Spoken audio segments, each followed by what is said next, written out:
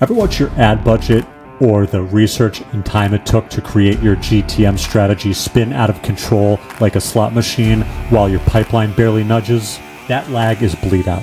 And today, I'm going to share with you several triages to help you fix what's going on with your ads and your GTM strategy. If you don't know who I am, my name is Todd Friedman. I'm the founder of the Corrali Group, and I'm a former exotic sports car mechanic. These days, you won't find me buried in the hood of an exotic sports car. You'll most likely find me buried in spreadsheets and data analytics, helping my B2B tech clients increase revenue and profitability through finding the right go-to-market strategies and the right sales processes to take them from where they are right now to where they're looking to go. And in this video, I'm going to share with you how the mechanic mindset helps me diagnose marketing and sales challenges for my B2B tech clients. Let's get into it.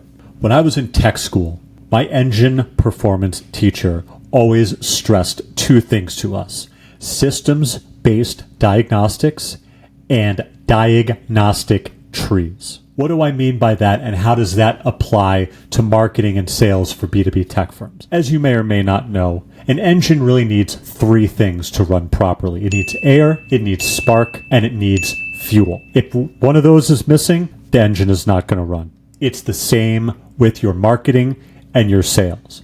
Now, if one is out of proportion with the other, it can at best cause the engine to run very sluggishly, and at worst, it can completely destroy an engine. So, how do we dig in and find where the issue is, where the root cause is, and fix it, test it, and verify the repair? Let me give you an automotive example. So, if an engine is not running correctly, the first thing that we would be verifying is it getting the right amount of spark? Is it getting the right amount of fuel? And is it getting air? Now, let's say for the sake of this video that the engine is not getting enough fuel. So there is more spark and more air happening than anything else. If this goes unfixed long term, it can actually destroy an engine. So because of that, we need to figure out why is there an absence of fuel. So what we have to do is we have to start at the front of the engine and work our way back. So we would start by checking fuel injectors,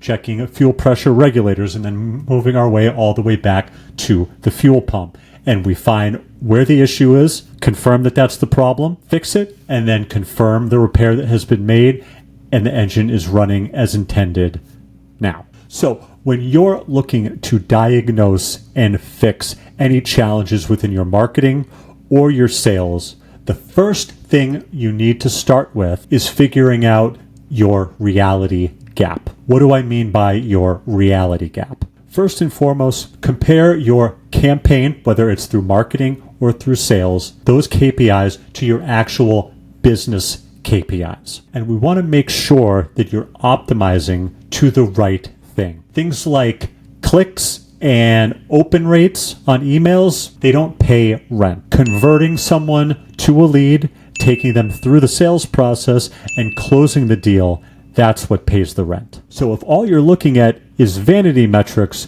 you're not going to have a very good understanding of exactly what is going on in your business. So the first thing you need to do to fix any challenges with your sales or your marketing is stop looking at vanity metrics. If you're working with an outside agency and all they're reporting to you is vanity metrics, it's time to have a serious conversation with them.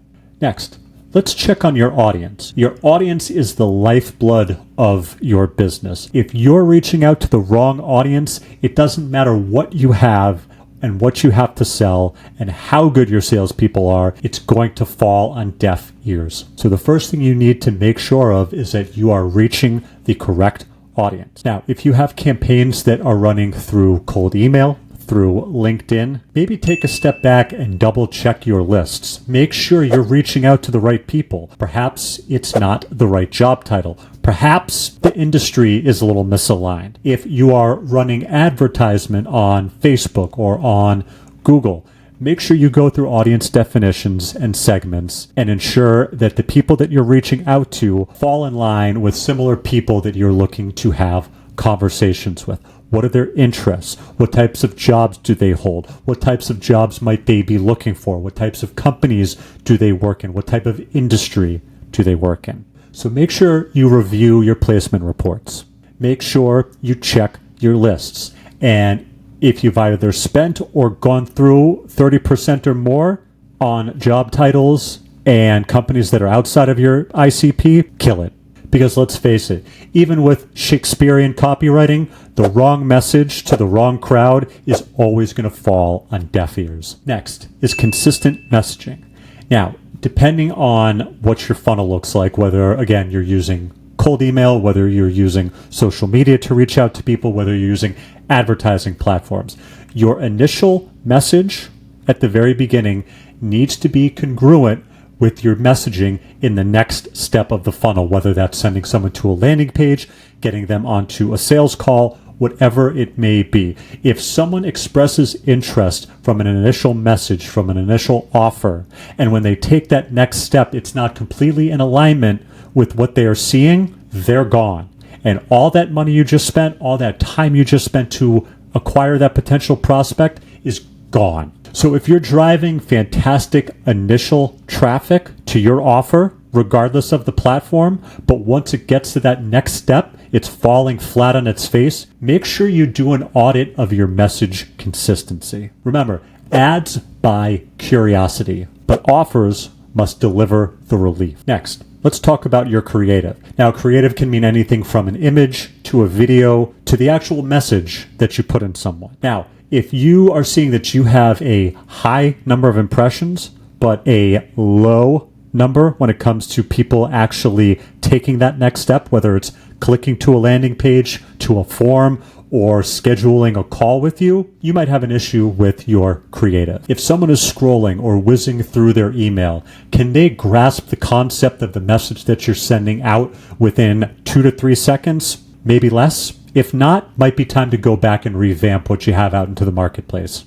So if that's what you're finding, maybe it's time to stop writing poetry and start writing bullet points that grab attention and make people want to find out what's next.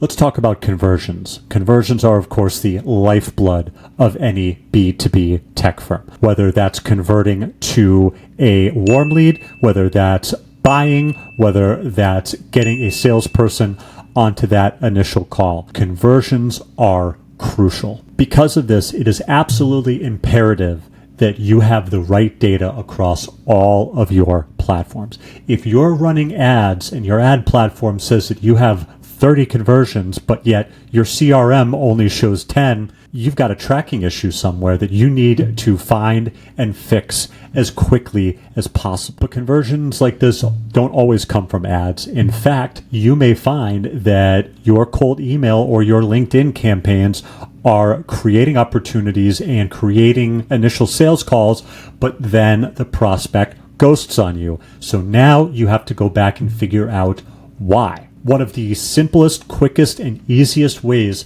to stop prospects from ghosting is to set up a follow-up sequence. Additionally, once they've signed up for a call, you can take them to a thank you page that will clearly explain what the next step is and what they can expect on this next call. Communicating next steps and setting reminders for a sales call is one of the easiest ways to ensure that more of your prospects show up onto a sales call. The reality is ads don't fail randomly. They add at very specific checkpoints. And if you can understand what's at play when they fail, you can start working backwards to find out where the challenge is, what needs to be done to fix it, verify the fix, and then push it back out into the marketplace and see the results come in afterwards. If you'd like my team and I to get underneath the hood of your current marketing or sales processes for a 15-minute audit, go ahead and click the link below to schedule a call with us today.